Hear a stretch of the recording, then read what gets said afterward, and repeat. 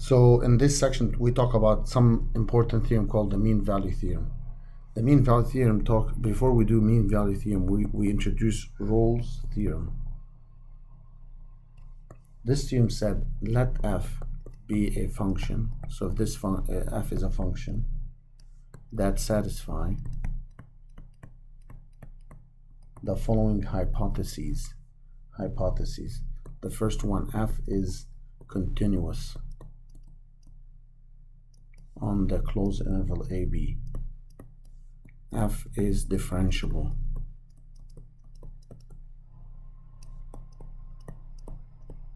on the open interval AB. And the third condition, f of A equals f of B. If these three conditions are met, then the theorem said there is at least one number, call it C, in the open interval AB, for which f prime of C is 0. F prime of C is 0.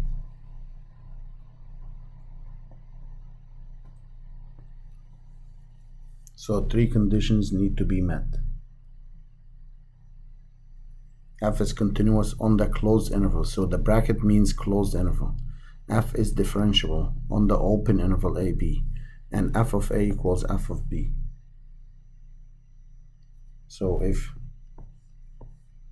we do something like this, this is the graph. So what this is saying it's continuous, as you can see. That's the function f. It's differentiable, means there's no corner, like sharp corners like this, or cusps like that, or vertical tangents. And let's say this is A, this is B. Both of them are f of A. So f of A equals f of B. So it's continuous, differentiable, f of A equals f of B.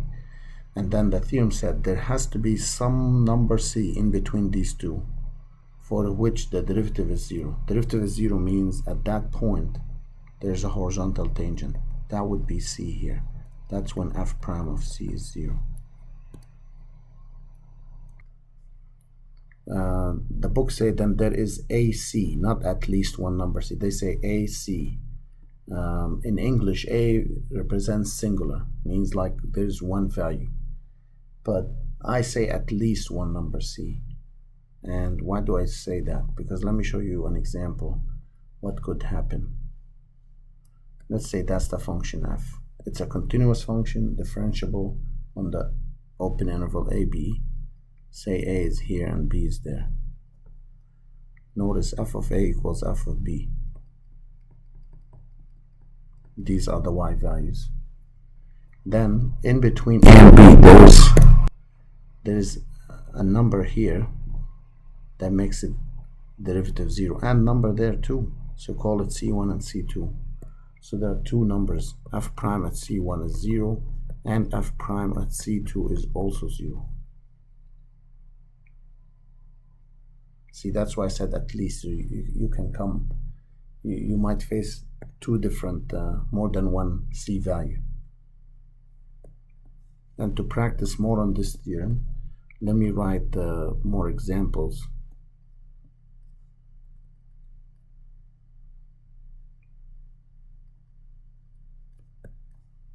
So check if the hypotheses of the Rolle's theorem are satisfied for each graph. Are the hypotheses satisfied? So again, hypotheses are the three conditions. We call them hypotheses. So the first one, I can see f of A equals f of B. I can see that. Is f differentiable? Yes, f is differentiable on the open interval AB. How about continuous? F is not continuous on the, or at, let's say, at x equals A. Remember the theorem said it must be continuous from exactly A to exactly B, which is not, it's not continuous at A here in this case. For the next one, I can see f of a equals f of b. Is this differentiable? Well, f is continuous on the closed interval ab, but f is not differentiable on the interval ab because of this. It's not differentiable. So call this point t. It's not differentiable at t. It's not differentiable at t.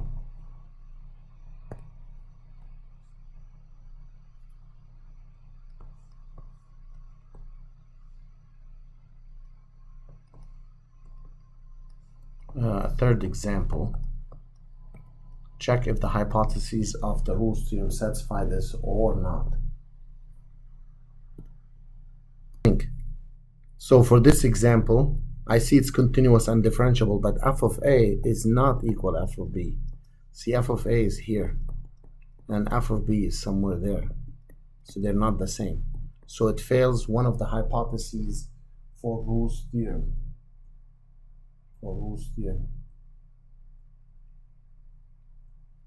Now, how about if the graph is not given? So we can ask you verify that each function satisfies the three conditions of Roule's theorem on the given interval.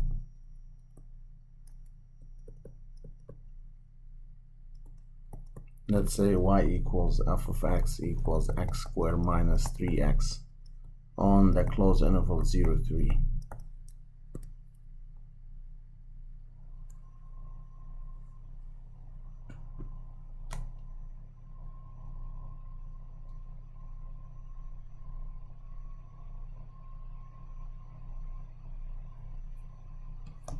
So notice f of x is a polynomial function. So all polynomial functions, and hence continuous on the closed interval 0, 3. F of x is differentiable on the open interval 0, 3 because it's a polynomial. And now we need to find f of 0 and f of 3 because this is like a, this is like b. So f of 0 is 0 squared minus 3 times 0, that's a 0. And this is 3 squared minus 3 times 3, it's also 0. See, the f of 0 equals f of 3. So the three conditions of Roule's theorem are satisfied. Now we verify, but we can also go ahead and find the c value if you like. Now we say by Roule's theorem there exists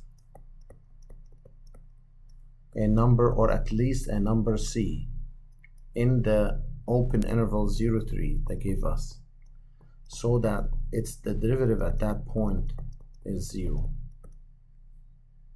Derivative at that point is 0. Let's see how we can find c. F of x was given as x squared minus 3x.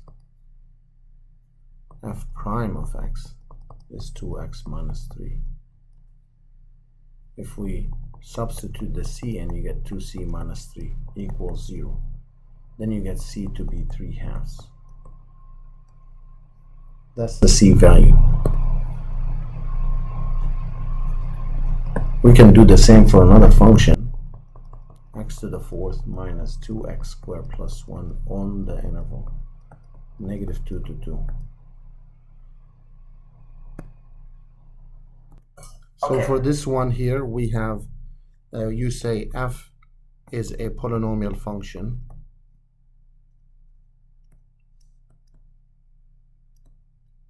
and hence continuous on the closed interval -2, 2, differentiable on the open interval -2, 2. And we need to find f of -2 and f of 2. What did you guys get for these two? Let me check what I got. I got 9 for each one. So that tells me f of negative 2 equals f of 2. So it satisfied the Rolle's theorem. Now we need to find f prime of x, which is 4x cubed minus 4x. Then the derivative equals 0. So we found f prime, so f prime at c would be 4c cubed minus 4c, and we need to set it equals 0. If you divide by 4, but don't divide by c, you can factor the c out, and then you can factor this again. You get c0, 1, or negative 1.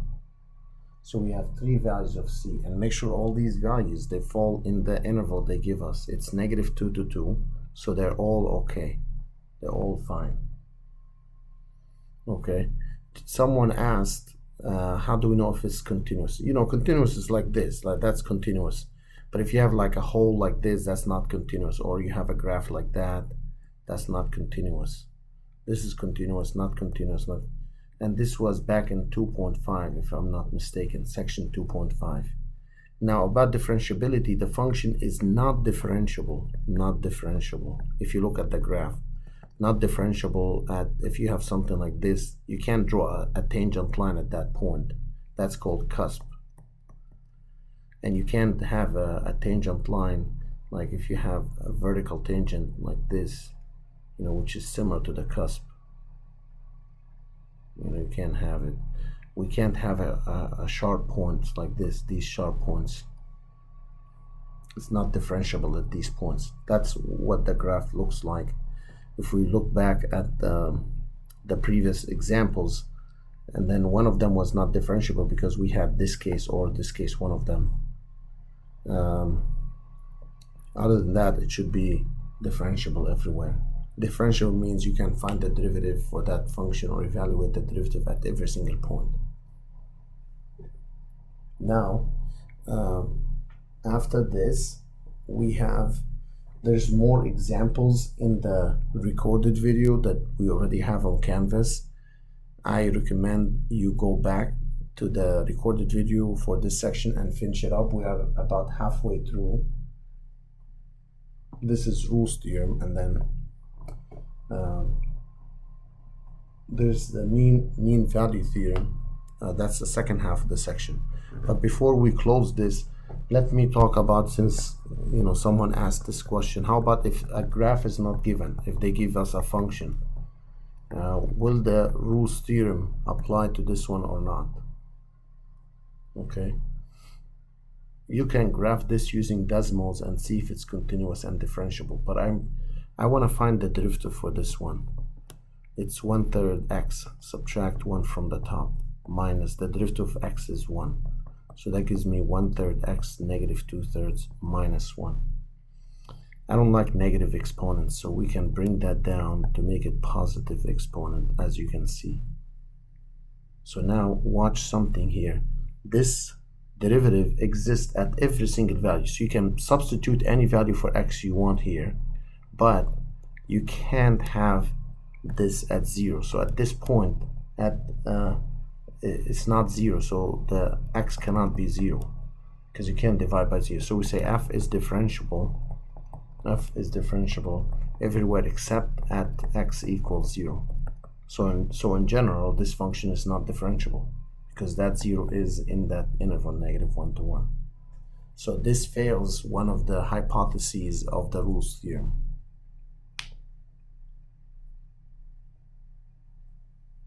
Again, you need to go back to the Canvas recorded video, and you'll see this stuff as is, and then you continue watching the video for the rest.